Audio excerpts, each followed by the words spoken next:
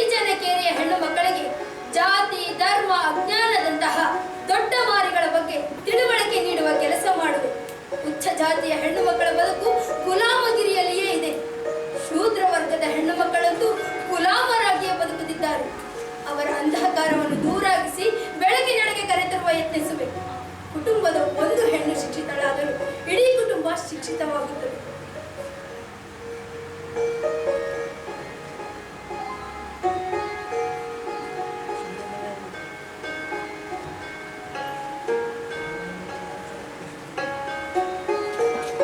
ಸಾವಿತ್ರಿ, ನಿನ್ನ ಆಲೋಚನೆ 100 ವರ್ಷಗಳ ಮುಂದಿದೆ.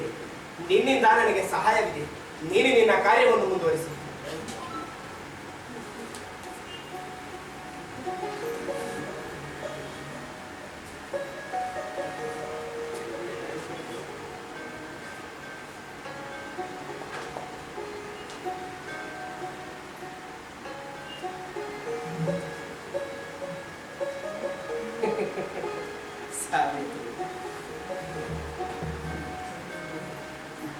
ಏನಂದ್ರೆ ಒಂದು ವಿಷಯ ಹೇಳ್ತೇನೆ, ಅನ್ನಂತ ಭಾವಿಸಬೇಡಿ. ಹೇಳು ಸಾವಿತ್ರಿ, ಸಂಕೋಚ ಬೇಕೆ? ನಮ್ಮ ಶಾಲೆಗೆ ಬರುವ ಮಕ್ಕಳಿಗೆ ಊಟ ಇಲ್ಲ ಎಂಬುದು ನನ್ನ ಗಮನಕ್ಕೆ ಬಂದಿದೆ. ಅದಕ್ಕೆ ಒಂದು ಯೋಚನೆ ಮಾಡಿದ್ದೇನೆ. ಹೇಳು ಸಾವಿತ್ರಿ, ನಿನ್ನ ಯೋಜನೆ ಏನು ಅಂತ? ನಮ್ಮ ಶಾಲೆಗೆ ಬರುವ ಬಡ ಮಕ್ಕಳಿಗೆ ಪ್ರತಿದಿನ ಊಟ ಕೊಡಲು ನಿರ್ಧರಿಸಿದ್ದೇನೆ. ಊಟ? ಹಾಗೆಂದರೇನು? ಹುಡುಗಿಯರಿಗಾಗಿ ನಾನೇ ಊಟ ಕಟ್ಟಿಕೊಂಡು ಹೋಗುತ್ತೇನೆ. ಅವರಿಗೆ ಹೊಟ್ಟೆ ತುಂಬಿದ ಮೇಲೆ ನಾನು ಹೇಳಿಕೊಡುವ ಪಾಠ ಅವರಿಗೆ ಅರ್ಥವಾಗುತ್ತದೆ. ಅದು ತುಂಬಾ ಶ್ರಮದ ಕೆಲಸವೇ ಅಲ್ಲವೇ ಸಾಧ್ಯ? ನಿನ್ನಿಂದ ನಿಭಾಯಿಸಲು ಸಾಧ್ಯವೇ? ನಾನು ಮುಂಜಾನೆ 4ಕ್ಕೆ ಎದ್ದು ನಮಗೆ ಬೇಕಾದ ರೊಟ್ಟಿಗಳ ಜೊತೆಗೂ ಮಕ್ಕಳಿಗಾಗಿ 10 ರೊಟ್ಟಿ ಬಡಿಯುವೆ. ಮೊದಲೇ ಎಲ್ಲವನ್ನು ನಿರ್ಧರಿಸಿಕೊಂಡು ಬಂದೆವು. ಶಾಲೆಯಲ್ಲಿನ ದುಡಿದದ ಜೊತೆಗೆ ಮನೆಯಲ್ಲಿ ದುಡಿಯುವ ಆರೋಗ್ಯದ ಬಗ್ಗೆ. ಭಾರತೀಯ ಹೆಂಗಸರು ದುಡಿಮೆಗೆ ಎಂದೂ ಹಂಚಿದವರಲ್ಲ. ಅವರ ದುಡಿಮೆ ಶಕ್ತಿ ಕಂಡು ಹೆದರಿದವರು ಗಂಡಸರು. ಸಾವಿತ್ರಿ, ಅಂತೂ ಮಾತು ಕಲಿತೀನಿ. ನಿಮ್ಮಿಂದಲೇ ಈ ಮಾತುಗಳನ್ನೆಲ್ಲ ಕಲಿತು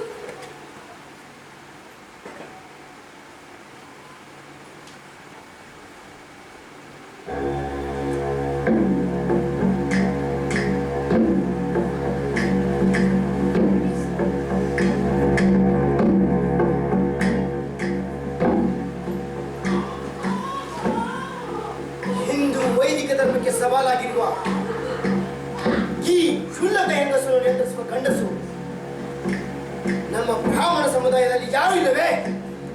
ನೀವೇ ಇದ್ದೀರಲ್ಲ ಸುಧಾಕರ ಕಾಕ.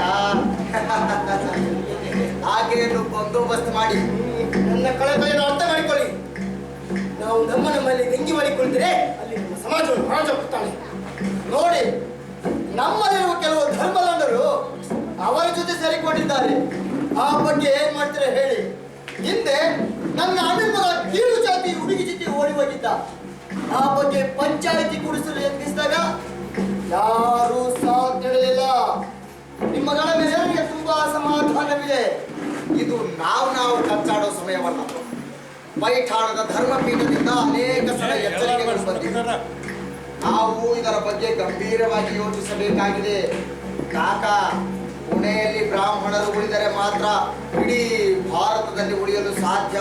ಹೌದೌದು, ಇದಕ್ಕೆ ಏನಾದರೂ ಮಾಡಲೇಬೇಕು. ಸಾವಿತ್ರಿಯನ್ನು ಹತ್ತಿರಬೇಕು. ನಡೆಯಿರಿ, ಹೋಗೋಣ.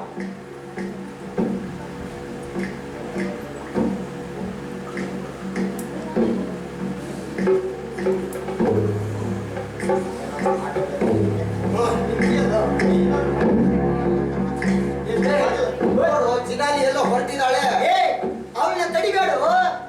ಎಡಿಯನ್ನ ಭೇಟಿ ಆಗುತ್ತಾ ಹೊರಟಿದ್ದಾಳೆ. ಅಲ್ಲ, ಮನೆಯಲ್ಲಿ ಗಂಡ ಅನ್ನೋ ಪ್ರಾಣಿ ಇದ್ದಾನಲ್ಲ, ಅವನ ಗತಿ ಏನು? ಅವ ಸಮಾಜೋದ್ಧಾರದ ಕೆಲಸದಲ್ಲಿ ತೊಡಗಿದ್ದಾನಪ್ಪ. ಸಂಭಾಳಿಸಕ್ಕೆ ಅವನಿಗೆ ಬಹಿರಂಗವಾಗಿ ಹುಡುಕುತ್ತಾ ಹೊಡಿತಾಳೆ.